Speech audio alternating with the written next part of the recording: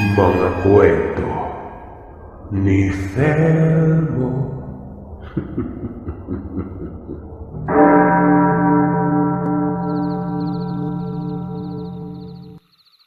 Ang kwentong ito ay nangyari taong 2007. Napagkasunduan namin ng ex ko na bumisita sa lugar nila, sa Karatagan, sa Kalinog, Iloilo. Madaling araw pa lamang noon, buwan ng Abril, Huwebes Santo. Nagbiyahe na kami papuntang Kalinog mula sa syudad ng Iloilo.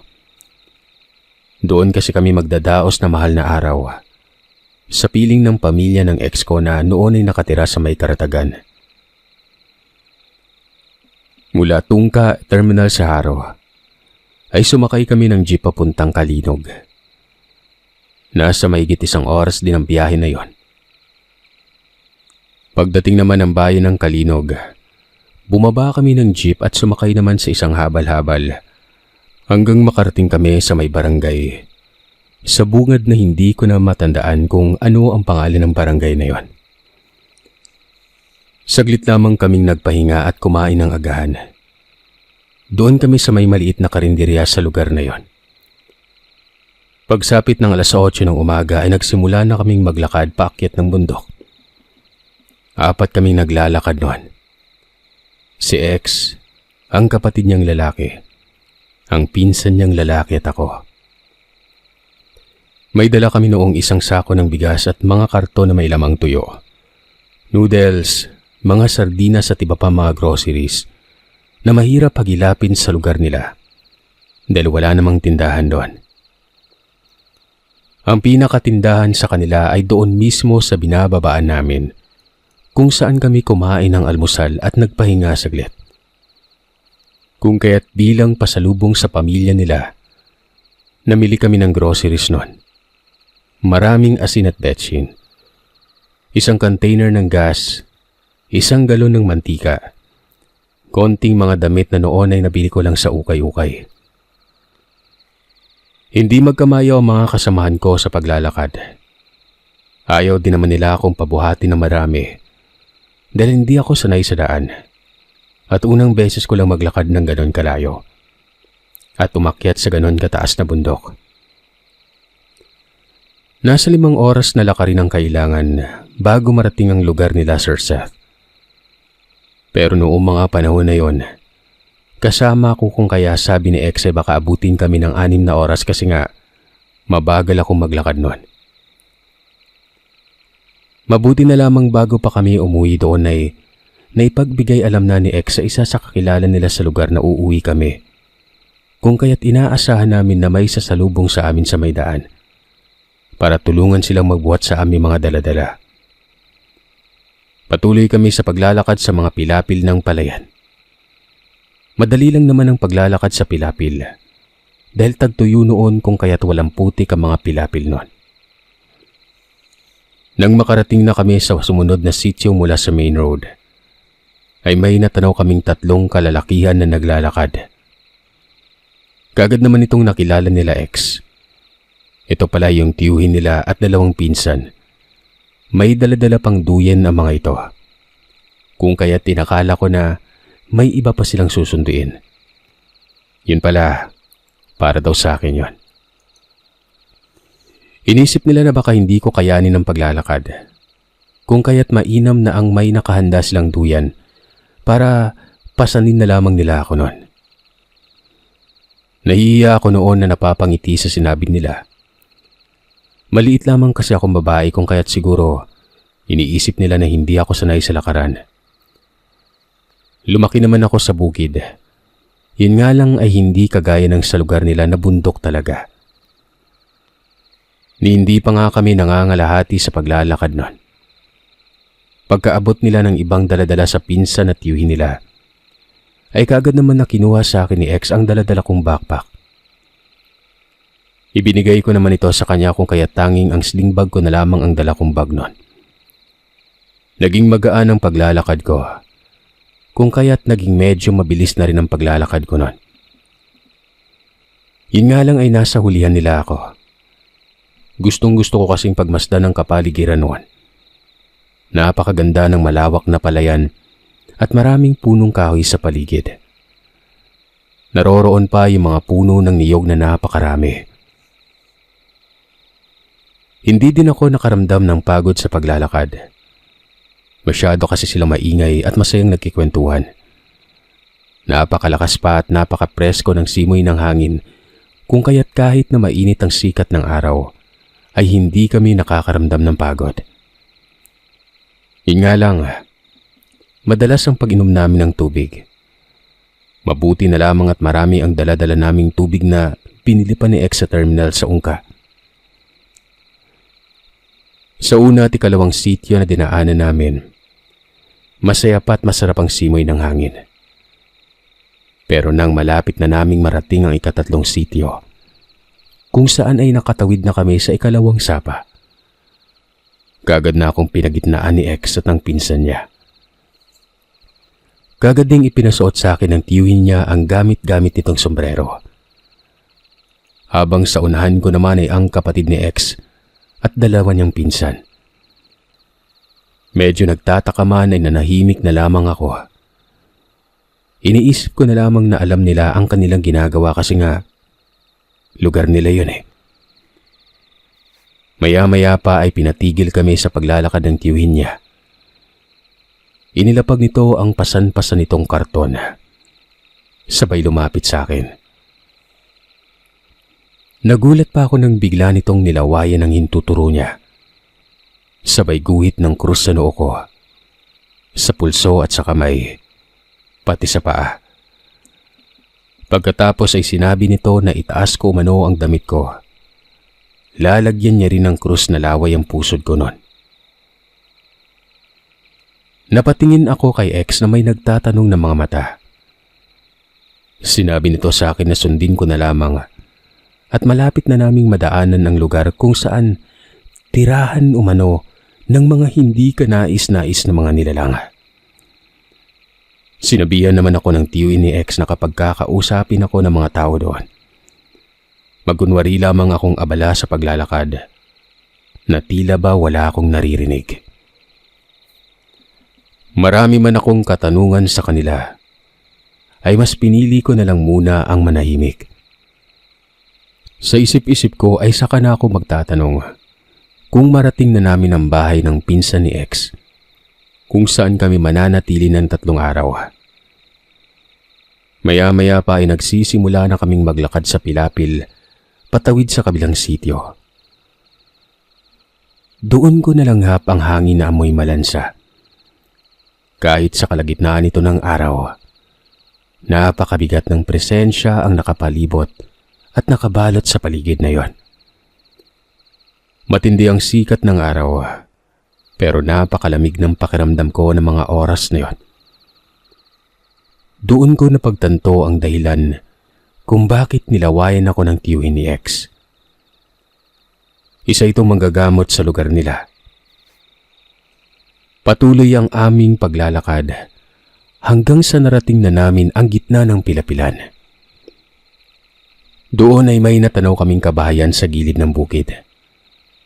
Napapalibutan ito ng matataas na talahib, pero may bakod naman ang gilid ng bukid, kung saan sa ibaba noon ay ang Pilapil na dadaanan namin, papunta sa ikatlong ilog na tatawiran namin noon. Papunta naman sa barangay ng dati kong nobyo. Napakalayo ng lugar nila, pero ayaw ng pamilya niya na iwan ng lugar nila noon. Gawa ng doon sila lumaki at doon na rin ang nakasanayang kabuhayan nila. Kung kaya't ang mga kamag-anak na nasa malayo ay walang choice kundi ang umuwi doon paminsan-minsan para dalawin sila. Bumababa din naman kung minsan sa syudad ang mga kamag-anak nila kapag naglalako sila ng mga paninda. Paghahabi ng basket, duyan at banig ang pinagkakaabalahan nila noon. Habang naglalakad kami sa Pilapil, ay may narinig kaming sipol sa itaas na bahagi ng burol, kung saan naroroon ang kabayan. Sumagot naman ang tiyuhin at mga pinsan ni X na kunwari ay pag-ubo. Sabay nagsalita ang tiyuhin nila ng Daan lang kami. Wala naman kaming narinig na tugon mula sa mga tao na noon ay nakamasid lamang sa paglalakad namin. Tahimik lamang kaming naglalakad hanggang sa marating na namin ang dulo ng pilapil na yon. Bumungad sa amin ang isang napakalinaw na ilog. Mabato ito, napakalamig ng tubig at napakasarap magtampisaw doon. Pero hindi na pumayag si X at mga tiyuhin niya na tumigil kami doon. Sinabihan kami na medyo bilisan ang paglalakad hanggang sa makatawid kami sa ilog.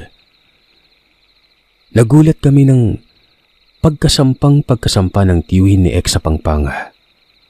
Ay siya namang pagragasa ng tubig sa ilog na yon. Sabi ko na nga be, ang sabi nito. Napatingin naman ako sa kanya na nagtataka. Kung nahuli pa tayo ng 30 minutos, baka hindi na tayo makatawid. Sabit nito. Napabuntong hininga naman si X noon, pati ang kapatid niya at mga pinsan. Ako naman ay nagtataka na nagtatanong kung bakit. Maganda naman ang agos ng tubig na hindi pa nga naabot sa tuhod ko. Pero bigla na lamang rumagasa at tumaas nun. Mamaya ko na yan sagutin. Ang sagot naman ni X sa tanong ko, mahirap yun tiyoy ah. Hindi sila sumagot kanina nung nagsalita ka. Ang wika nito. Kaya nga kailangan natin pag-usapan ito mamaya. Napatanong naman ako ng, malayo pa ba tayo? 5 oras na kasi kaming naglalakad noon. Medyo nakakaramdam na rin ako ng gutom. Medyo nangihina ako bigla. Hindi ko din maipaliwanag kung bakit. Sumagot naman si X na malapit na kami. Tatawirin na lamang umano namin yung pilapil na yan. At tatawirin ng isang maliit na sapa. Kasunod noon ay makakarating na kami. Kagad namang ibinaba ng tiyuhin ni X ang karton na pasan niya at muli ay ginuhitan na naman niya ako sa noo na krus na galing sa laway niya. Doon ay agad ko namang nararamdaman na gumaan ang pakiramdam ko. Bumalik ang lakas ko sa paglalakad. Mga alauna ng hapon nang matawid namin ang sapa. Umakyat kami sa burol, kung saan naroon na ang ilang kabahayan na mga kamag-anak nila. Huminto kami sa bahay ng isa niyang tiyuhin na si Raul, at doon ay inilabas namin ang aming baon na pagkain para makapagpahinga at makapagpananghalian muna. Kagad naman kaming sinalubong ng kanyang asawa, at medyo nagulat ako gawa ng kilala na ako doon. Inilabas nila ang kanilang pagkain na ginataang susong pilipit at ang nahuli ng kanyang asawa sa pangangaso na ibon. Inadobo nila yon. Kumakain naman ako ng ibon kung kaya't ayon, nakisalo na rin ako sa kanila. Masaya kaming nananghalian hanggang sa maya-maya pa ay dumating na ang tiyo Eddie ni X. Sinundo kami at doon kami tutuloy sa kanila. Kaya pala hindi ito nakasundo sa amin sa may bukana dahil kinatay nila ang baboy ramo na kanilang nahuli. Nakalimutan ko nang naramdaman ko na tamlay ng katawan. Naaliw ako sa pakikipagkwentuhan sa kanila. Masaya silang kasama at kakwentuhan nun. Hanggang sa kailangan na naming umalis para umakyat na sa kabilang burol, kung saan ang bahay ng tiyuhin ni X na tutuluyan namin. Inabisuan ko na lamang sila na sumunod na lamang doon para mabahagian sila ng aming daladala. Masaya naman kaming naglalakad pababa sa burol para umakyat sa kabilang burol noon. Para lamang kaming nag-hiking noon. Masaya gawa ng may kabataan na. Tapos may mga kababahian na akong kasama, asawa at anak ng tiyuhin ni X noon. Yun bang ramdam mo yung pag-welcome nila?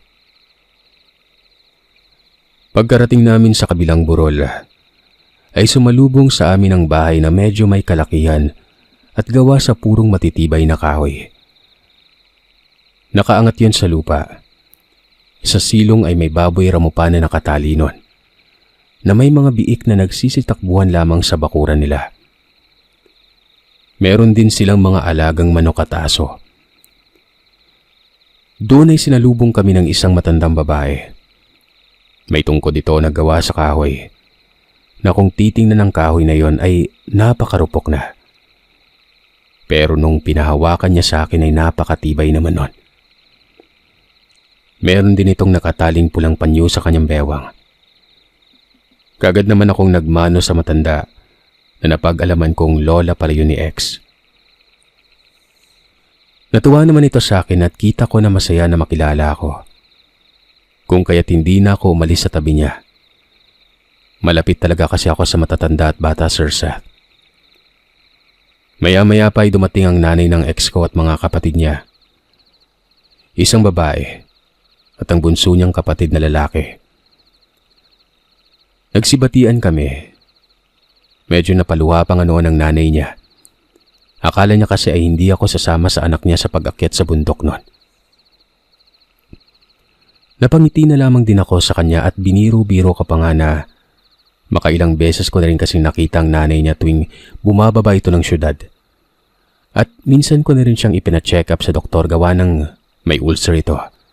At yung mata niya ay kailangan ng suotan ng salamin. Kung kaya't ako nang umalalay sa kanya. Wala kasi itong alam sa pasikot-sikot sa syudad noon. Natutuwa naman ako noon. Gawa ng na-appreciate niya pala ang ginawa ko para sa kanya. Maya-maya pa ay nagpasama na ako sa balon kung saan sila naghuhugas o naliligo. Para makapagbihis na rin ako nang masimulan na rin naming maibahagi ang dala-dala namin para sa kanila. Sinamahan naman ako ng nanay ni X at kapatid niyang babae na noon ay malapit na sa akin. Pati na rin ang pinsan niya. Kaya ayun, maingay kami sa balon noon. Laging tawanan lamang at kwentuhan. Nasa tabi ng bahay lang naman yon ang bahay na tinutuluyan namin, Sir Seth. Nang matapos na ako sa pagayos sa sarili ko, hinayaan ko na ang nanay ni X na magbukas ng kahon, kung saan naroroon ang mga pasalubong namin sa kanila. May mga pangalan naman na yon at nakaset na kung kaya't ipapamahagi na lamang nila yon. Pero pagdating sa mga damit, ayun na, unahan na sila. Nakakatuwa silang pagmasdan na sobra nilang na-appreciate at nagustuhan ng mga pasalubong namin sa kanila noon. At sa mga kalalakihan naman, ayun, pangmalakasang hineroso brandy ang dinala ni X at Emperador. Nalubos na nagpatuwa sa mga tiyuhin at mga pinsan ni X na kalalakihan. Sinabihan din nila ako na ako na ang magluto ng ulam ko sa hapunan. Gawa ng iba daw ang pagkakaluto ko sa syudad kaysa sa pamamaraan ng pagluluto nila sa bundok noon. Kung kaya't wala naman na akong reklamo pa. Kagad na akong gumayak na mga gagamitin ko sa pag-aadobo ng baboy ramo. Nakinatay nila at sadyang nagtira ng malaking parte. Para umano iluto ko yon. Tuwang-tuwa naman ako dahil doon, habang sila naman ay nag-ihaw ng kanilang pulutan ng hapon na yon. Ako naman ay nagsimula na magluto ng pansit at adobong baboy. Mas lalo pa kaming natuwa nang nagkatay pa talaga ng 3 manok ang pinsan ni X. Niluto namin yun na tinola na may maraming dahon ng sili. Masayang salo-salo ang naganap bago gumabi. At dahil walang kuryente sa lugar, gumawa na lamang sila ng siga.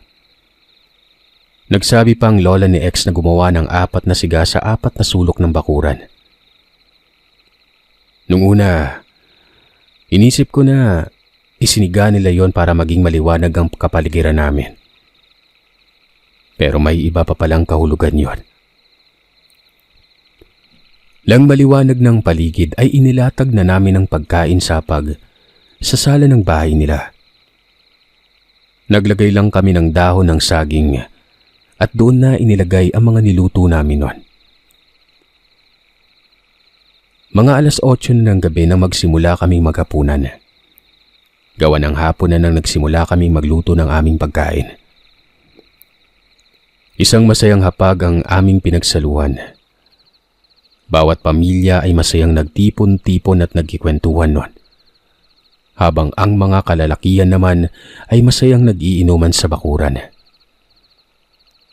Nang maya-maya pa, pinagitnaan ako ng nanay ni X at ng lola niya.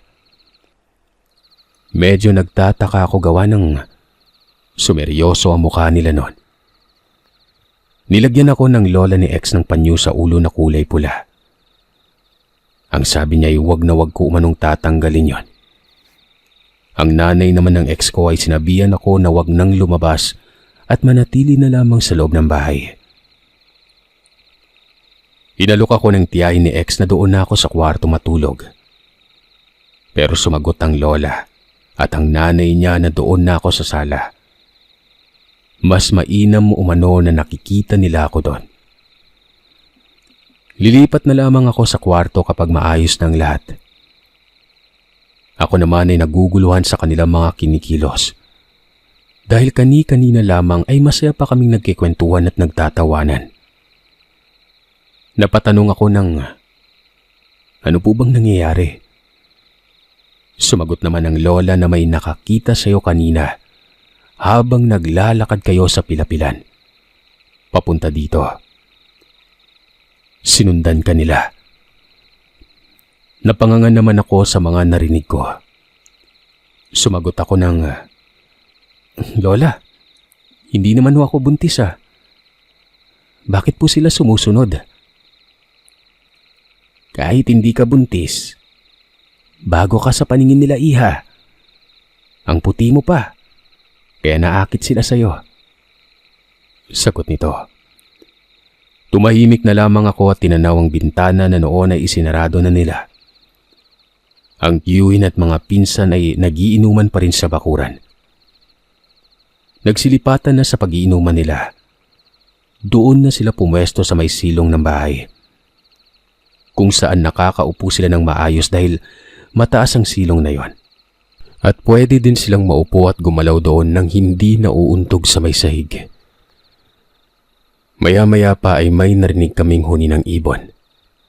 Sabay sabi ni Lola na, Aba matapang, mukhang hindi na ako nakikilala nito. Sumagot naman ang nanay ni X nun, na medyo matagal-tagal ka na rin kasing huminto sa panggagamot at nanahimik na kaya siguro ganyan.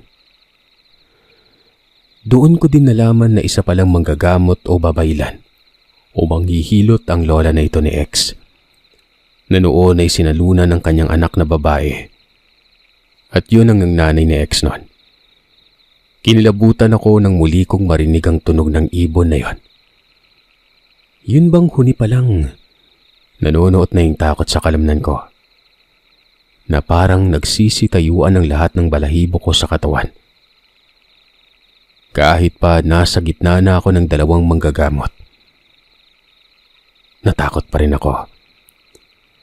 Maya-maya pa ay narinig ko ang pinsan ni X na nagsabi ng, Napakatapang niyo naman.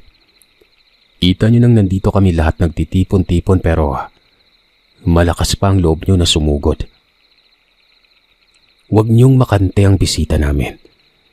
Dahil pamilya na namin yan. Hindi yan basta bisita lang. Sumagot naman ang tiyuhin nila nang, hayaan niyo, gusto na naman yata nilang malagasan ng lahi. Naririnig ko na may sumagot sa labas ng bakuran pero wala naman akong naintindihan sa mga pinagsasabi nito. Samantalang malinaw ko naman na naiintindihan ang sagot ng kapamilya nila X noon. Muli pa ay nagsalita ang nasa labas ng bakuran. Ganoon pa rin at wala akong naiintindihan. Maya-maya pa ay may biglang dumapo sa may bubong. Napakalakas ng tunog na yon. Pero ang lola ni X ay biglang nag-usal ng kung anong dasal at kaagad na inasinta ang bubungan. Bigla namang may lumagapak sa lapag noon. Kasabay noon ay ang mga pag-angil at dito ay kaagad nagsipulasan sila X sa may silong.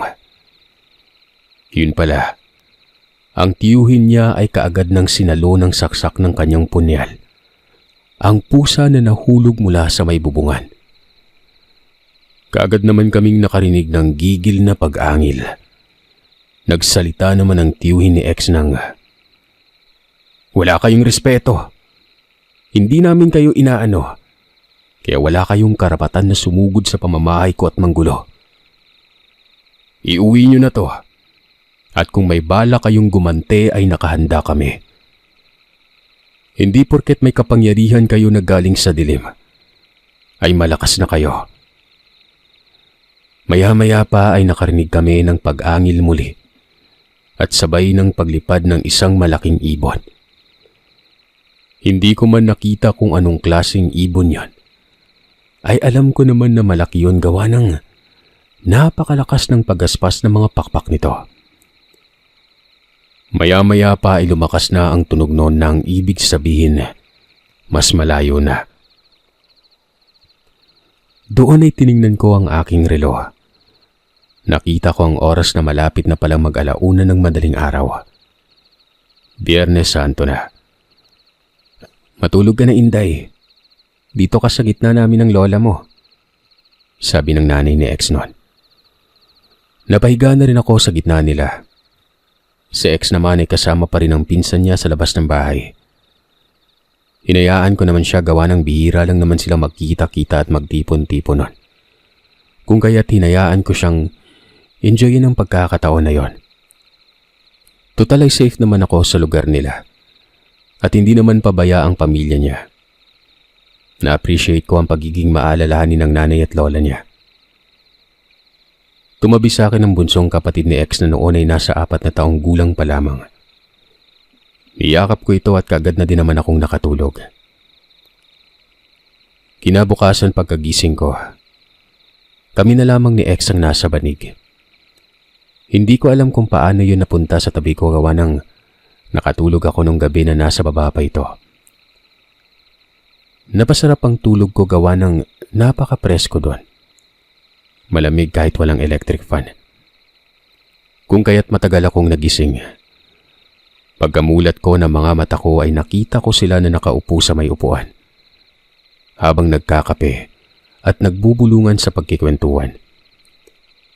Kagad naman akong bumati sa kanila ng magandang umaga. At matamis na mga ngiti nila ang sumalubong sa akin. Yung iba ay nakita kong suot-suot na nila ang damit na binili ko sa ukay-ukay para sa kanila. Naamoy ko naman na may nag-ihaw ng tuyo noon at may sinangag pa na napakabango ng amoy na kanin nila na kung tawagin ay kamuros. Kaagad naman akong nakaramdam ng gutom. 9:00 na kasi ng umaga noon. Bumangon ako at nagsipilyo ng ngipin sa kusina. At maya-maya pa'y nakisalo na rin ako sa kanila. At ayun, naparami ulit ang kain ko. Dahil sa marami kaming nag-agahan, si X naman ay mahimbing pa rin ang pagkakatulog kung kaya't hinayaan ko na lamang muna siya. Habang kumakain kami, kinausap ako ng nanay at lola ni X na kung maaari ay huwag muna akong lumabas ng bahay ng araw na yon. Saka na lamang umano ako lumabas kapag Sabado de Gloria na. Patay ang Diyos ngayon, Inday, kung kaya't malakas sa mga bumisita sa iyo kagabi. Asahan din natin na babalik ang mga yun mamaya. Napatanong naman ako kung saan ang tiyuhin ni X at mga pinsan niya na lalaki nun. Sumagot naman sila na umaga pa umano umalis sa mga ito. Para bago magtanghali ay makabalik na. Pumunta umano sila sa kabilang sapa para alamin ang kaganapan doon. Nagtanong naman ako kung madalas ba na mangyari ang ganon. Ayon sa kanila, tuwing may buntis o hindi kaya may bagong panganak o hindi kaya may bisita sila, yun yung mga oras na ginugulo talaga umano sila noon. Mag-iisang dekada na nung huli kaming inatake. Yun ay yung pinagbubuntis ko yung bunsong anak ko. Ang sagot ng tiyahin ni X noon. Ang nanay naman ni X ay hindi siya ginulo ng mga yon dahil doon siya tumira sa syudad noong pinagbubuntis niya pa lamang ang kanyang bunsong anak. Pero noong ipinagbubuntis niya umano si X, At ang mga sumunod dito ay hindi hamak na pang-iistorbo ang ginawa ng mga yon na naging sanhi ng pagkalagas ng ilan sa kanilang miyembro ng pamilya. Doon ay nanahimik ang pamilyang yon sa kabilang sapa ng medyo mahabang panahon. At ngayon lamang ulit umano ng gulo. Natatakot man ako sa pwedeng mangyari, ay mas pinili ko na lamang natatagan ang loob ko. Nagtiwala na lamang ako na hindi ako pababayaan ng pamilya nila. Mabubuti naman kasi silang tao. Lumipas sa mga oras na hindi man ako nakalabas ng bahay, ganun din naman ang ibang pamilya ng tiyuhin ni X.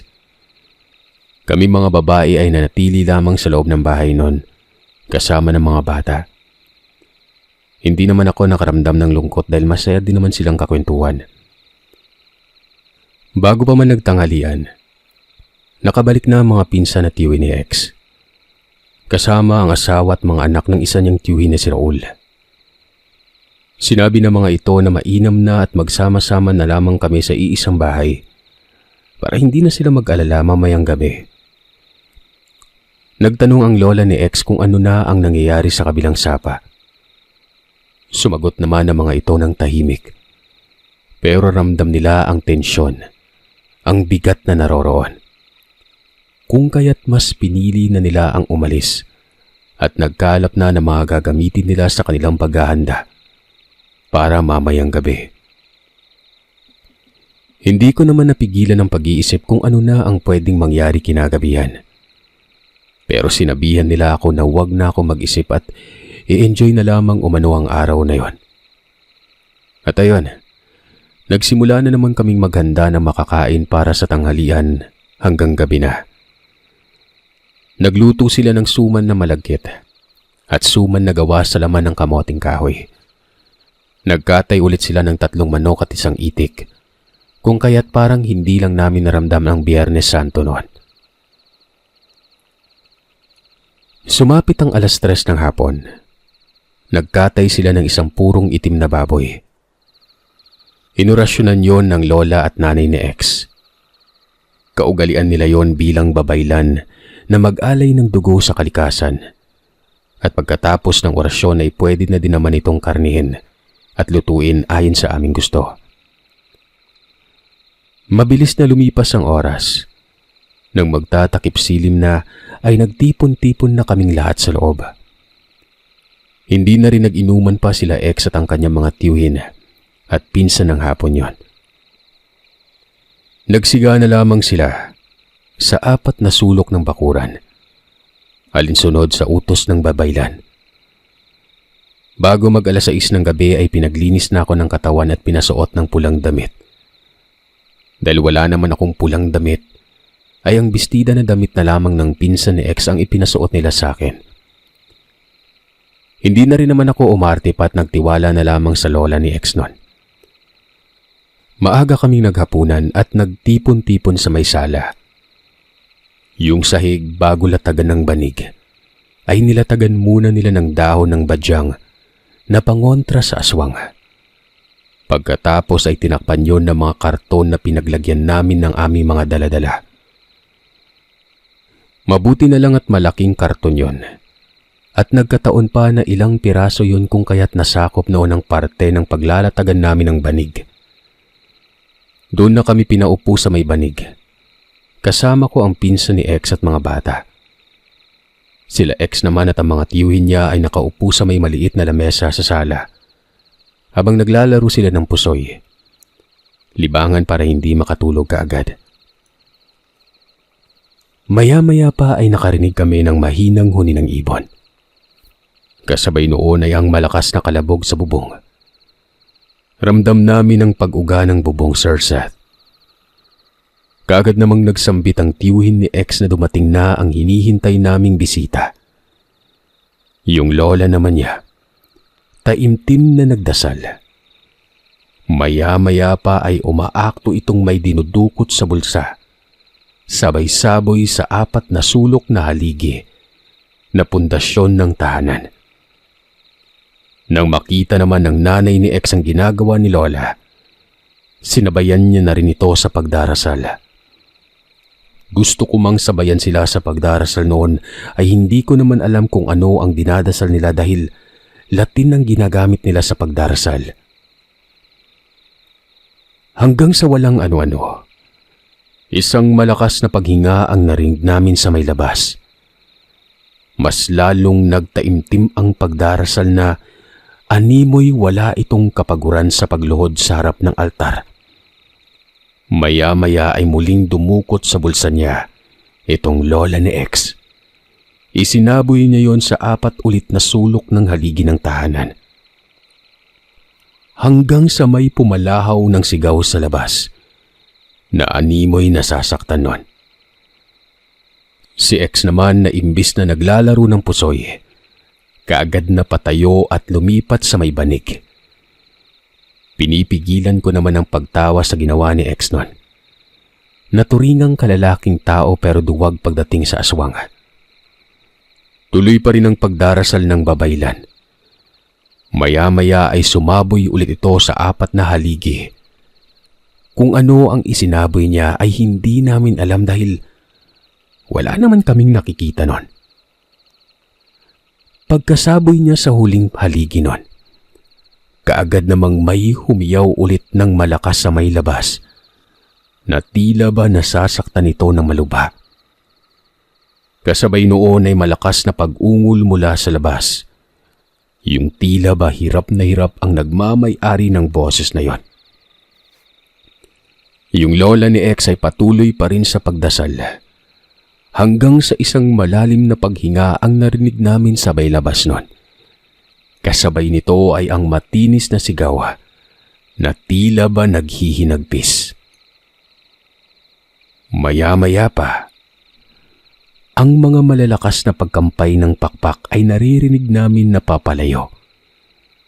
Ilang saglit pa ay nagsilabasan na ang mga alagang aso ng tiyuhin ni X, sabay-sabay nagsitahulan. Tuloy pa rin sa pagdarasal ang babaylan. Makalipas ang kalahating oras ay tumayo na rin ito at naupo sa may sofa. Kaagad naman itong inabutan ng tubig ng nanay ni X. At noong nakabawi na ito ng lakas, saka pa lamang siya nagkwento na napatay niya ang kapatid ng isa sa mga aswang na yon. Kinabukasan ay pinayagan na nila akong lumabas ng bahay at makipagkwentuhan sa kanila. Ang mga tiyuhin naman at pinsan ni X ay pumunta sa kabilang sapa para tingnan kung ano na ang kaganapan doon. Sumama din sa kanila ang nanay ni X noon. Bago magtanghalian ay nakabalik na sila.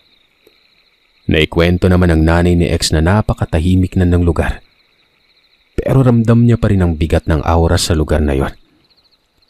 Pero wala na siyang nararamdaman na panganib doon at doon ko na na-enjoy ang aming bakasyon nang walang aberya. Naging maayos ng lahat hanggang sa makabalik na kami sa syudad. At magmula noon ay hindi ko na sinubukan pa ang sumama ulit sa lugar na yon. Kahit na gustong-gusto ko pa ang mga tao at ang mga tanawin doon. Dalang-dala na ako sa naging karanasan ko.